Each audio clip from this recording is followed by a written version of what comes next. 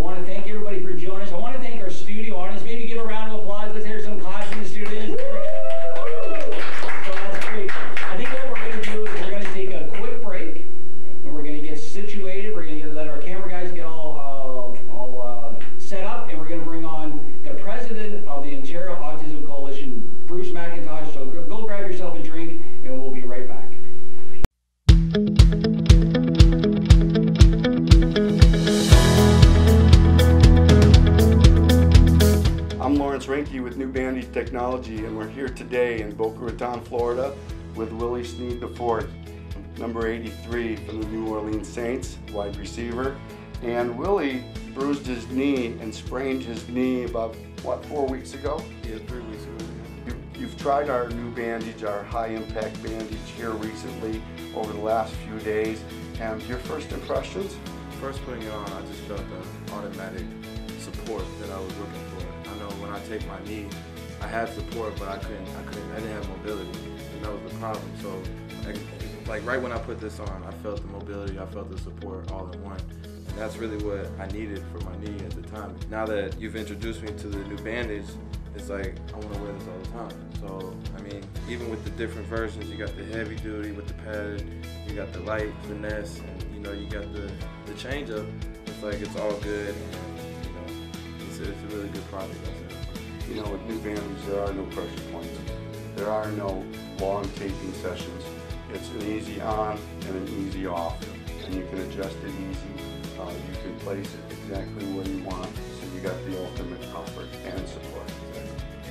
So I'm looking forward to watching you in the rest of the season. I appreciate you. You're doing a great job. Keep up the good work. Thank you. Bye-bye.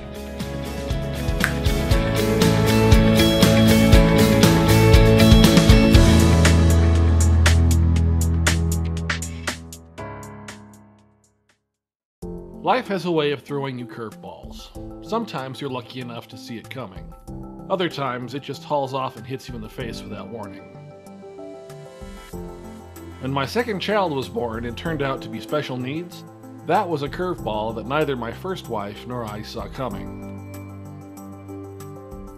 However, it's not the fact that life saw fit to hit us with this challenge that matters. It's the daily struggle to adapt and overcome that makes us who we are.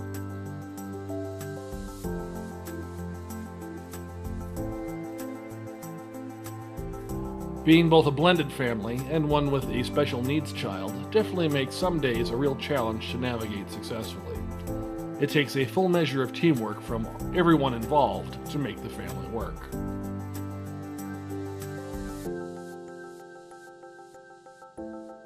Most days, we don't have it all together, but together, we have it all. Having my grandkids over is the highlight of my day. But it isn't all hugs and cookies. I also get to help raise them and teach good habits. I call it Grandma's Training Program. Whether it's safety in the backyard, no, or staying clean, don't forget to use soap, or monitoring video game use. And I don't just mean limiting the amount they play. We all spend more and more time on these little devices, and it can be really bad on our spine. Not long ago, I had neck surgery, and it was during my physical therapy that another patient introduced me to the ab collar. I used the ab collar during my recovery to remind me to have good posture during my daily exercises. And now it's an important part of Grandma's Training Program. The ab collar is lightweight, portable, and easy to put on.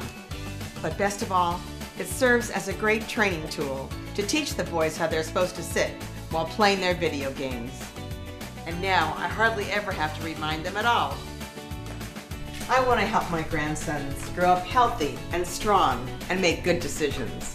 And the ab collar is helping me do that.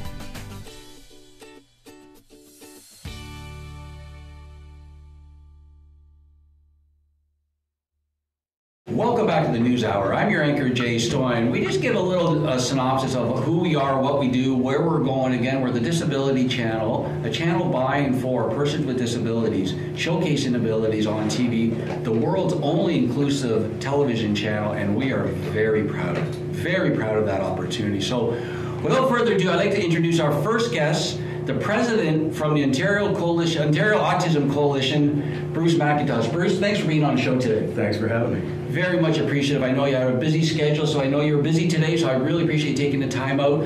Let's get people to know you. So just give us a synopsis of what I'm going to do. I'll jump in when I feel it's appropriate, and I'll just let you go. Well, me personally, father of 2 children on the autism spectrum, one more severe than the other. My son is, well, he'll be 17 in February. Very proud of what he's accomplished for himself. Young man was not speaking when he was 5 years old and is now calling the play-by-play for a junior A hockey team up in Orangeville. So he has worked his tail off over those intervening years, and it's paid off. My daughter is 14. She has just started high school, and 3 months in is running the place. She is really thriving in that environment, and I'm so proud of her.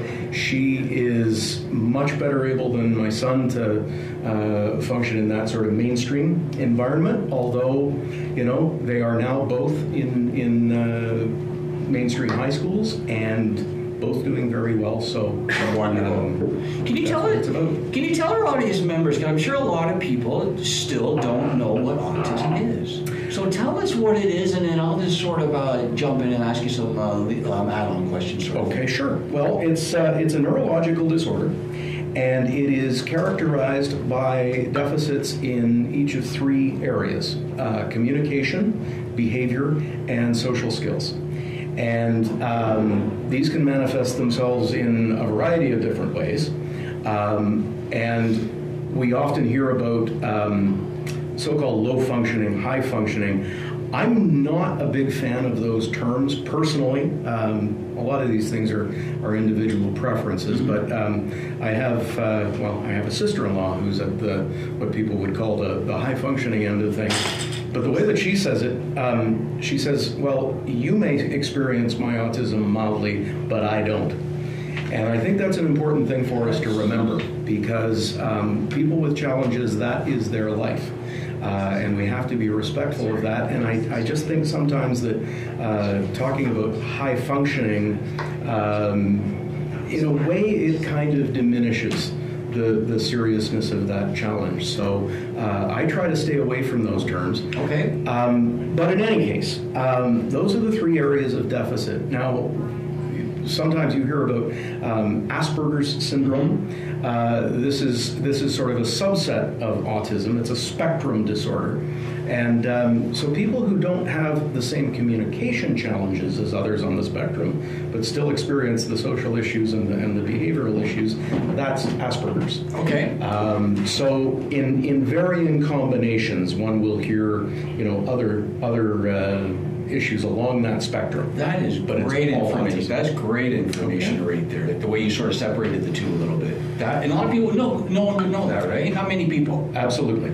Now, take us back when your kids, I guess, were born, and for our audience members especially, was there certain signs, or was there something that you noticed that, This is a story I've told so many times, Jay, and it's one of the things that I'm now seeing. We've had a real resurgence in our membership because of the challenges we had with the Ontario government earlier this year, and I've met a lot of parents of younger kids on the spectrum, and I'm hearing them say many of the same things.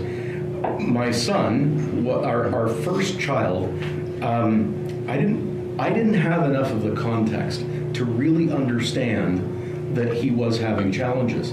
So what I've come to understand were, they call them perseverative or repetitive behaviors. I didn't fully understand that was what I was seeing. My boy was very interested in lining up his blocks or cars, and okay. Blocks were another one. He had a fascination with opening and closing doors, and sliding or swing or pocket French doors. He could just open and close. But to me, as a parent, we look for the positive things in our kids, and so for me, this seemed, well, boy, that kid's got focus, right? He can really concentrate. No attention deficit there. But what I didn't understand was that for a 2-year-old kid, a long attention span is 5 minutes. Okay. And my boy would do these things for basically as long as we would let him. After we were had this explained to us one afternoon. We let him play with the doors, and the clock was getting up past 20 minutes and up past 30 minutes, and then we realized, okay, this really is outside what we call. It was the folks at the daycare that really flagged it for us, and with the assistance of a wonderful woman from Early Intervention Services, we worked our way through the diagnostic process and learned that this was what Cliff's challenge was. And so then we had a name for it, and then we had something that we could focus our attention on and deal with it, or so we thought. Because there's been a crazy wait list for autism services for kids in Ontario, and that, keep in mind, that goes back more than 13 years now. My boy was diagnosed around his 3rd birthday, just before, and he'll be 17 in February. So we've been at this a while, but the wait list has done nothing but grow. And in those days, there was an age cutoff for service eligibility of 6 years old. And I did the math, knowing how many kids were on the wait list and so on, and it was pretty clear my boy wasn't ever going to get into the program. But everything that I had learned told me that there's nothing magical about age 6 that suddenly this doesn't work anymore. Why not? Well, dug deeper into it and just found an absolute mess. And I learned that at the time there was a court case going on that was basically telling the government, as a human rights matter, lift the age cutoff. It's discrimination, and it's unfair. And those were the words that a fellow named Dalton McGuinty used in a letter that he wrote when he was running to be premier. This was 2003, just before that election. And he wrote to the mother of a kid on the spectrum and said he was going to lift those age cutoffs. And one step further, he was going to get services, ABA services for kids on the spectrum into schools. Well, we thought that was wonderful, and lo and behold, he got elected. But he continued, once he was premier, to defend against that lawsuit. And what was more, when the first court ruling came basically against the government, telling them to do what he said he would do in that letter, they appealed. And that was what precipitated the start of the Ontario Autism Coalition, because we realized there's no guarantee that this is going to succeed in court. There's no guarantee that they're going to do what they said they would do if they can defend and appeal this lawsuit. And so we started a parent movement. That's a great segue, actually, because I was going to ask you, tell us about the OAC. So that's perfect. That's perfect. What a story. That's a great story. Yeah, it's, I have I think back to that campaign versus the one that we ran this year, and it's a strange feeling, because we didn't have Facebook. There was no disability channel. We didn't have the large number of service providers that we have now. The teachers unions and the education assistants unions and the school boards association, who all supported us this time, they weren't involved in that campaign. And instead of doing the more than a rally a week and events at MPP offices across the province, I think our biggest day this time was 14 in one day. Back in 2004-05, we did one a month. Okay, wow. And we got the word out by email.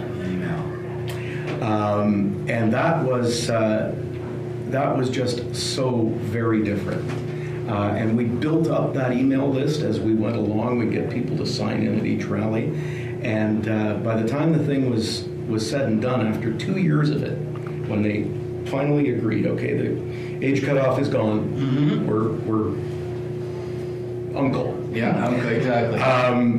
We had 1,800 email addresses. Wow.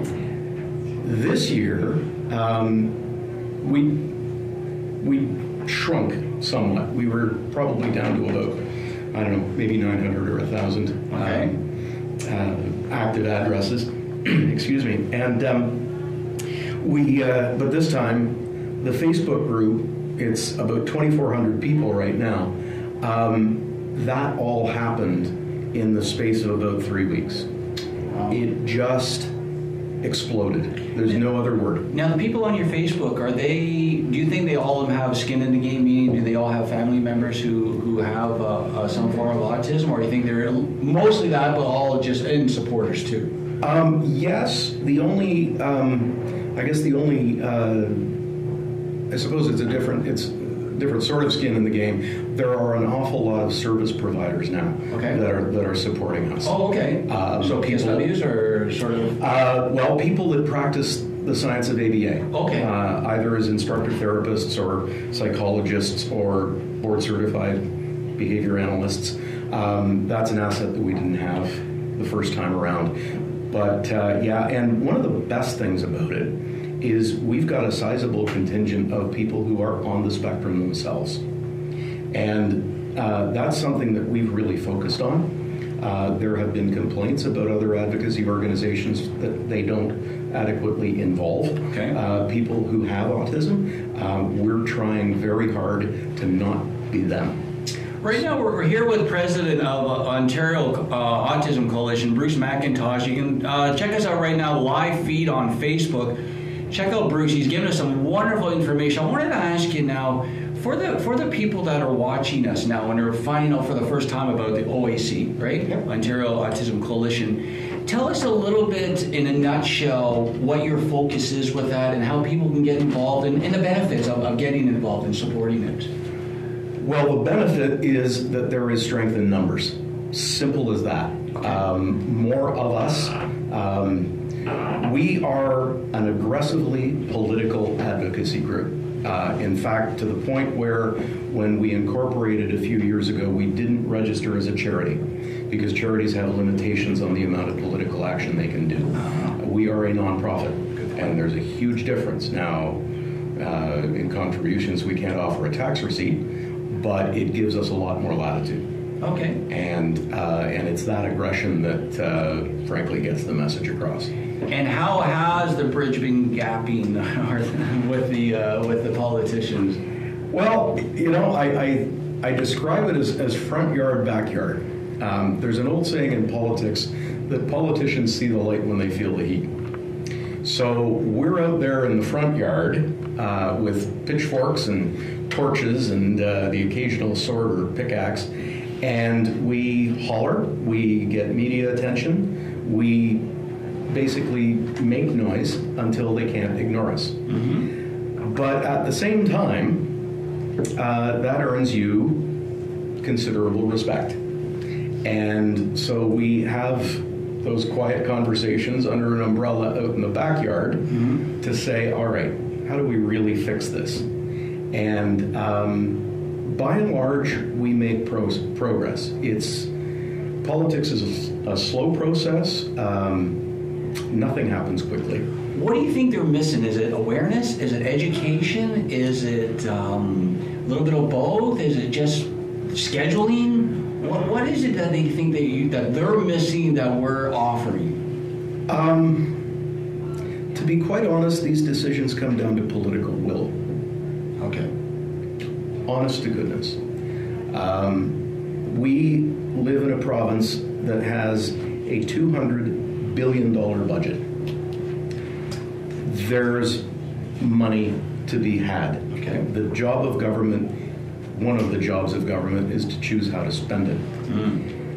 Another one of their responsibilities is spending it wisely with accountability, transparency. That's something that we haven't had in autism services for a long time.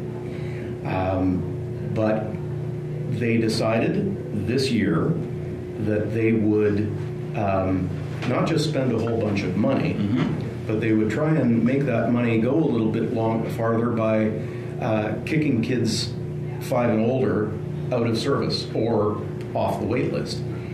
And I honestly think if it hadn't been for that, we probably wouldn't have had a fight. Because they said they were going to go and spend $333 million. It was going to be the largest single injection of money since the beginning of the program in 2000. But by kicking those kids out and telling them that there wasn't going to be a new intensive program for them for more than 2 full years, we went nuts. Well, I remember the rallies and For 5-year-old kids, 2 years is 40% of their lives. That's right. That just absolutely unacceptable. And I dare you, poke Mama or Papa Bear. Yeah. Just threaten my kid even a little bit. Well, that was a great rally that we were at Queen's Park. Speaking of Queen's Park, can you tell us a little bit, because I know you guys have a gem on your side named Dr. James Porter. Oh, so can you tell us a little bit about Dr. James, because I know he's a wonderful gentleman. He's a force of nature. James has spent 35 years of his life working with people with autism. He also does behavior analysis for people with other challenges, acquired brain injury and stroke victims. But he's got a real passion about the autism file. He was with us on the first campaign years ago. He's stuck with us in the lean years in the meantime, but he's back now, and in mid-June he actually joined the executive of our board as our clinical advisor, formally. But he's been advocating for services in schools for as long as we have. And as a practicing psychologist and behavior analyst, he has a professional authority on these matters and he's no shrinking violet. Is he well received? He is. Like by his colleagues and by the politicians, let's say. Well, nobody does anything without having critics. Yeah. I mean, you stick your head up and somebody's not going to 100% agree. But yes, he commands a great deal of respect. Well, that's great. I mean, he's a great guy. He's a pillar of strength to be on your side too. Oh. So that's good. Let me ask you just a couple more questions. Again, we're here with the president of the Ontario Autism Coalition, Bruce McIntosh. I wanted to ask you, because I know you and Laura are like such difference makers within the community, whether it's autism or just society in general. Let me ask you a little bit of a personal question. Is there a difference? Do you guys see a difference between how you react as opposed to how Laura reacts to the whole situation? Oh gosh, yes. I don't. This is not said with a gender distinction in mind. I don't, for a second, want it to be taken as a generalization. But yes, we do. I've learned that the two partners in any couple, regardless of whether they're same or differently gendered, it's almost inevitable that there's going to be different reactions. But I think my wife is more emotionally focused. I am more tactically focused in the way we respond. And that's not just true of the political aspect of autism services. That's also in the way that we raise our kids. Okay. It's we're different people. Yeah, but exactly. I think we've been married 23 years and hung out together quite a while before that. So I something's working. Well, I commend you, because I see you out on Bay Street. I see you guys out on University. I see you guys at Queen's Park. You guys are doing a heck of a job. So congratulations. Again, we're here with the president from the OAC, Bruce McIntosh. Bruce, before we let you go, if people want to find out more regarding your organization, or you or Laura, where could they go? Well, the easy one is OntarioAutismCoalition.com. And the one that may take a little bit more typing is just get onto Facebook and look for us by that name. We've got a big group. There's lots going on. Subgroups for education policy and our youth advisory group, and a number of That's different great. areas. Where Yeah, we're so doing Facebook, stuff. you're all over. You can go to your website and all that. Before I let you go, I want to say for your son, if we can help him out because we're big sports fanatics, please let us support your son. Let us support his team because he said he's a hockey announcer. Oh, which is remarkable. I love that. He got it into his head that he wanted to do it. He approached the team. They now stream the thing over YouTube. Great. And he's trying to get them onto Rogers cable up there. That'd be super. Hopefully, sometime later this season, that's going to come together. So he's done it, and he's good at it. He's proud of it, and it's. Well, let's rally around. Let's rally around him and let's support him. And when your daughter, when she finds her niche, same thing. Our door's always open, Bruce. Okay. Okay, that's great. We're here with Bruce McIntosh, the president of OAC. What we're going to do, we're going to take a quick break, and we're going to come back with our second guest, Luke Anderson, founder and executive director of StopGap. So stay tuned, and we'll be right back with the NewsHour.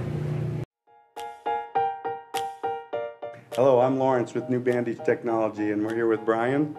Hi, my name is Brian Frost. I'm a physical therapist with core rehabilitation and sports medicine. And we're here with Sophia. Sophia's been using the new bandage technology, and here she's a post-op ACL reconstruction about 3.5 to 4 weeks out from her surgery. And I've really seen the new bandage has made a dramatic impact in its recovery time, allowing to accelerate her recovery speed and get her back into the exercises that are more functional for her, thereby allowing her to regain her muscle use and activation. The biggest thing that's done for her is that it's minimized the swelling post-operative and allowed her quad muscle to stay active so that we didn't have to spend the first 4 to 6 weeks of therapy reactivating the quad and stabilizing the knee. We've been able to do that in with just a few sessions, and it also gives her that compression that she needs so that she can move forward with these exercises. And that's exactly what you would want from a device like this. Brian, thanks so much. Absolutely. It's been a pleasure working with you. Thank you.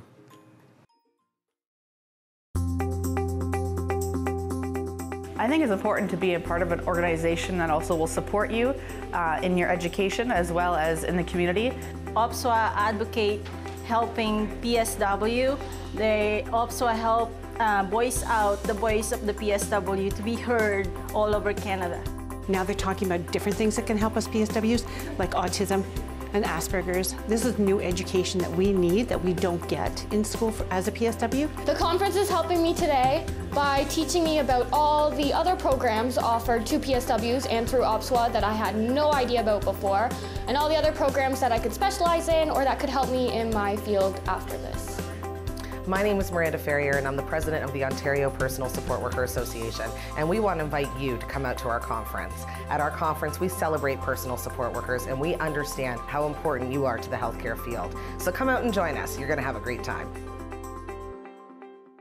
Welcome back to the NewsHour. I'm your anchor, Jay Stoyan. We just had on the president from the Ontario Autism Coalition, Bruce McIntosh, talking about his wonderful organization, his wonderful kids, his wife, and the future of autism. So thanks, Bruce, for coming on the show. Very educational, a lot of information. You can check out Bruce again. Just go to Ontario Autism Coalition, either on Twitter or on Facebook. He's all around the city. What I'd like to do now is introduce our second guest, the founder and executive director from StopGap Ramp, Luke Anderson. Luke, thanks for being on the show today. Very appreciative, buddy. Thanks, Jake. Thank you very much. So again, from StopGap, right? So StopGap. StopGap Foundation. Foundation, there you go. So again, we really thank Luke for coming on. Luke, why don't you tell our audience members and actually our viewers all a bit about StopGap, and then we'll just jump in there, go from there. Sure.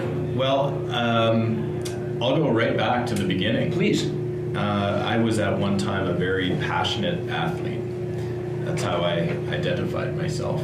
And my favorite sport was mountain biking. I loved to mountain bike. I raced on weekends, and every spare moment I had, I was on my bike. So I graduated from the University of Waterloo in 2002 with my degree in civil engineering. I specialized in structures, but I wanted to move to the very best place in the country to ride. Wow. And that's the interior of British Columbia. I had spent some time in the interior before and fell in love with the interior. I wanted to get there again. Okay. I wanted to live there and connect with other passionate mountain bikers living the dream, and so I did. So in the fall of 2002, I drove my car out there, packed up all my stuff, drove out to BC, and integrated myself with other riders that were just, like I said, living the dream, riding their bikes every day on the best trails in the country.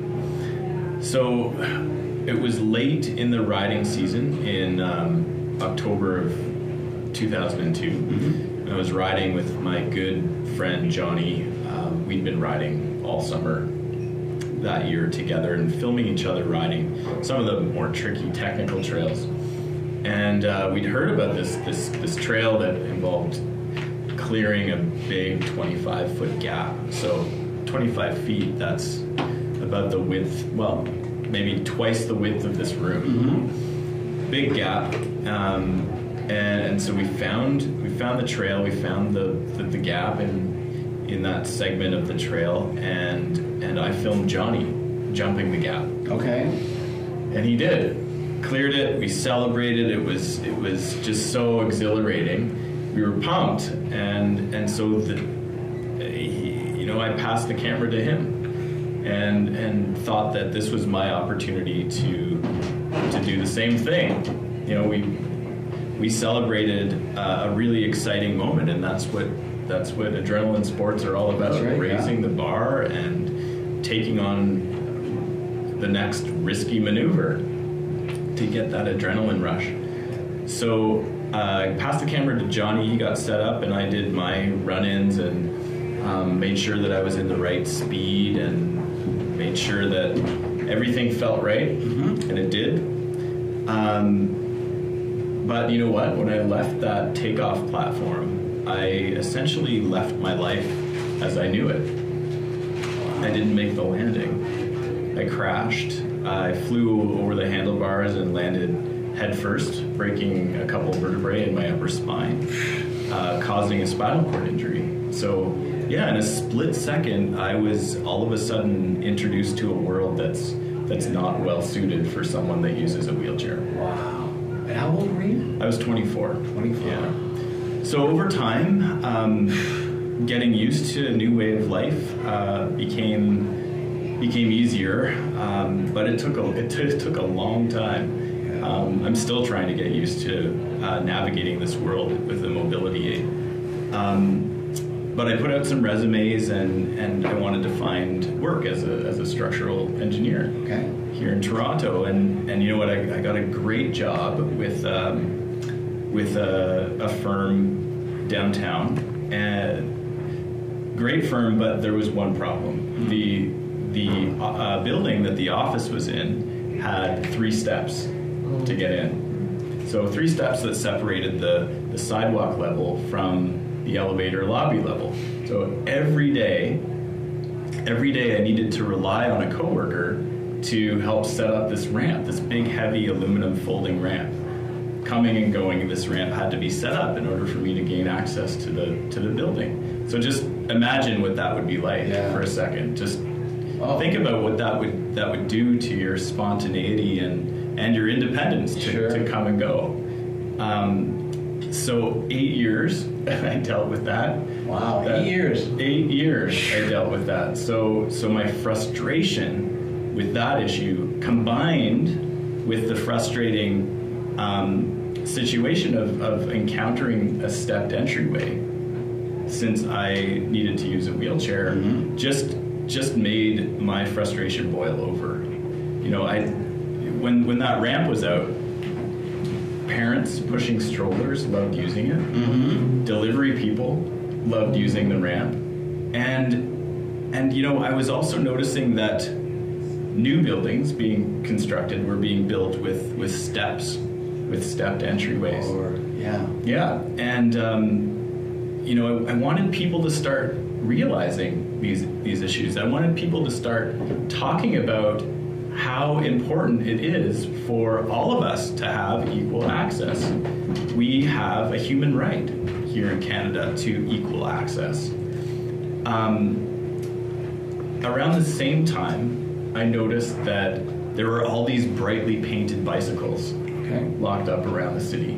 And so I dug into it a little bit, and these bikes were a part of an art installation, a public art installation called the Good Bike Project. And the two artists behind it wanted to get a conversation started about the importance of public art and community, urban planning, and cycling. So that's what they did. They just spray painted bikes, really bright colors, and locked them up around the city. And it was so effective. You know, the media picked up on it. They wrote stories. People would pose with the bikes and get their photos taken. Then I just thought, wow, what an amazing concept. Paint a really common object, a bright color, and step back and watch people get drawn to it. So I thought, well, why don't we paint ramps really bright colors and give them to business owners that have a step to start a conversation about the importance of a barrier-free society, the importance of inclusion, and how we all need to have equal access. That is wonderful. I have to commend you on that story. That is a great story. That's just the beginning. Yeah. That's really just the beginning, because we did that. We chose 13 businesses in Toronto's Junction neighborhood. Thanks for the round of applause, by the way. Warms my heart. Yeah. And the feedback, so we gave 13 brightly painted ramps to businesses in Toronto's Junction neighborhood back in 2011. Okay. And we spray painted StopGap.ca on those ramps. I saw it. You saw it. I saw it. Right on. Yeah. To allow people to learn more about what these ramps are all about.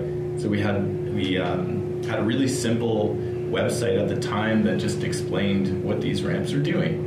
And just like the bikes, the media picked up on it. They wanted to know more about what we were doing. Yeah. The residents in the Junction loved the ramps, and the business owners responded really well too. So it just said, we need to do this in other communities. And it's cost effective too, right?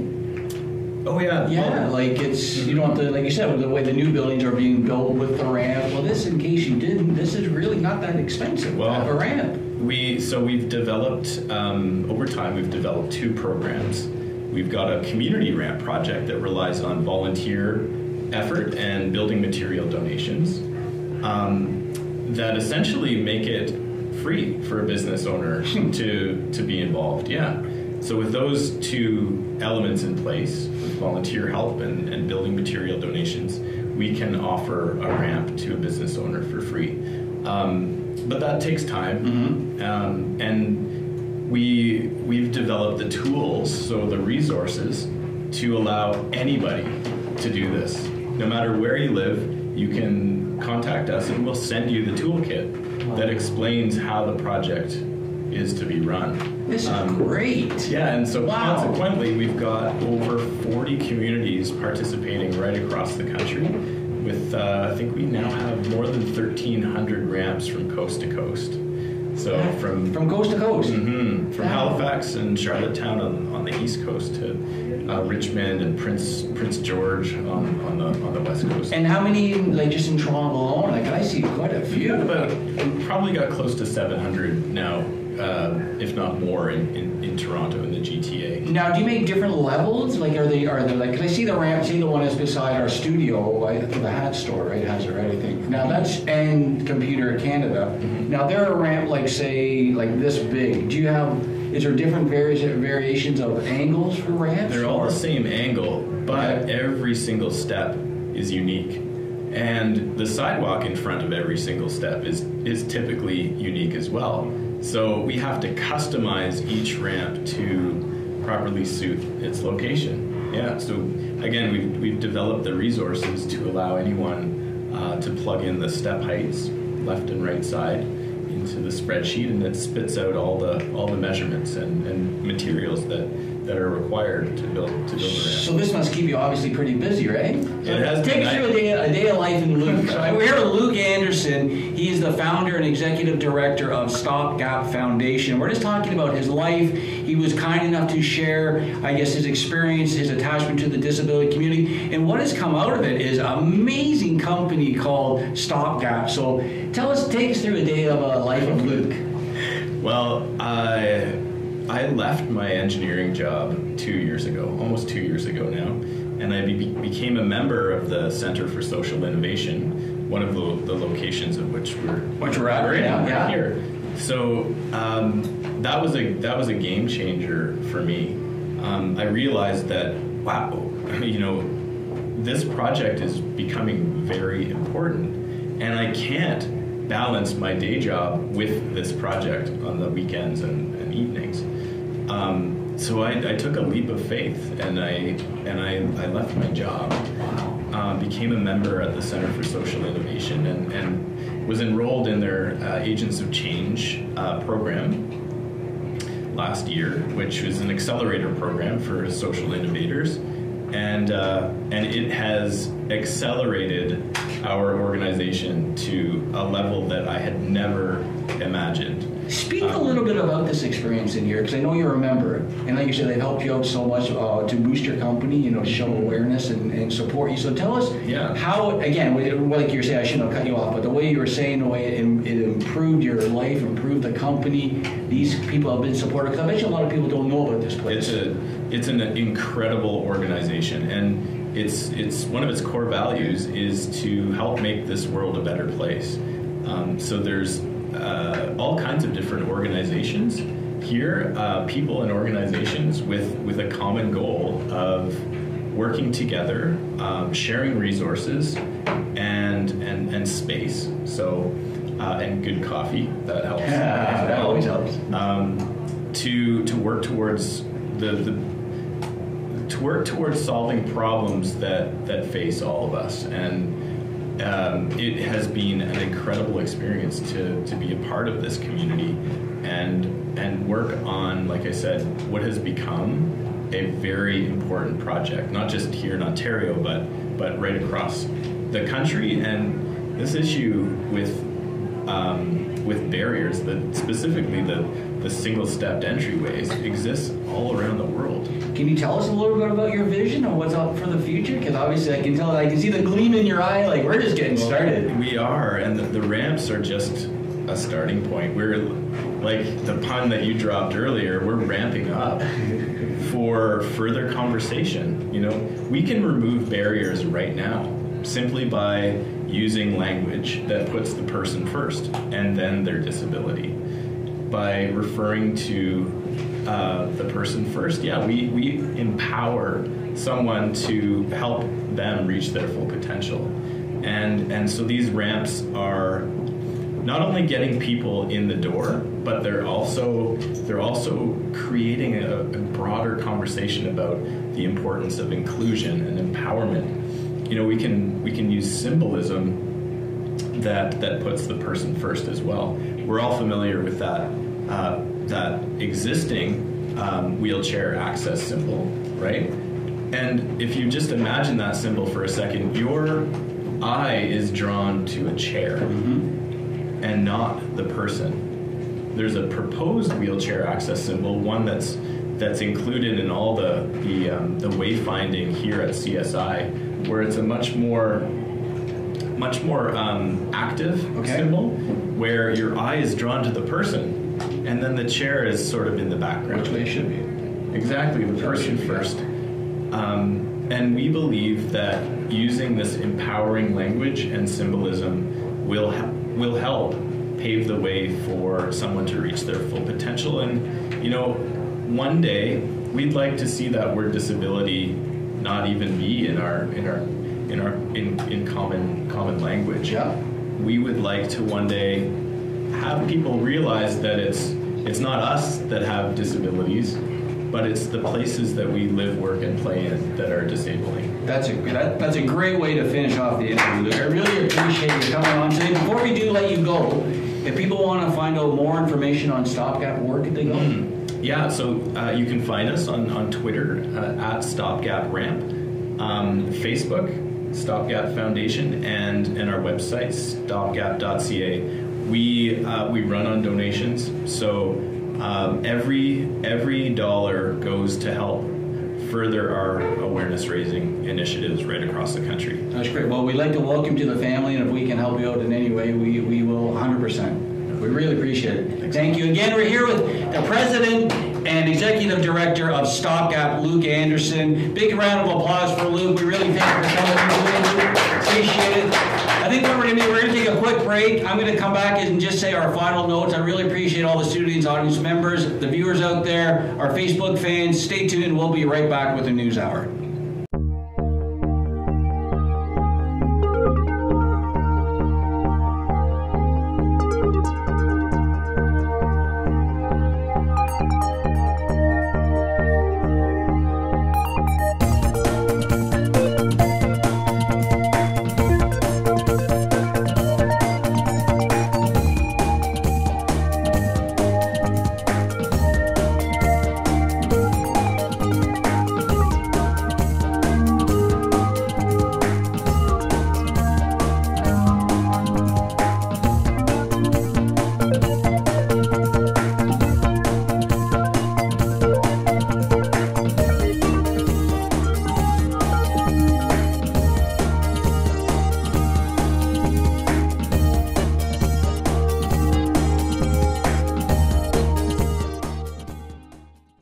Welcome back to the News Hour. I'm your anchor, Jay Stoy, and on the show today we had two wonderful and difference makers as guests. We had on from the OAC Ontario Coalition, or Autism Coalition, Bruce McIntosh, and the Executive Director and Founder of StopGap, Luke Anderson. Wonderful guys, wonderful information. Again, you can check them out. Go to their Twitter feed, go to our website, www.thedisabilitychannel.ca. I want to thank CSI Center of Social Innovation today for letting us be here in their wonderful studio. I want to thank our team. I want to thank our Facebook viewers. Hopefully you were watching. We were streaming the show live. Again, this was our first show at our Studio B, so we are also feeling things out. Went very well, I think. Our crew's giving a thumbs up, so I want to thank everybody. Again, you can check us out on Roku TV.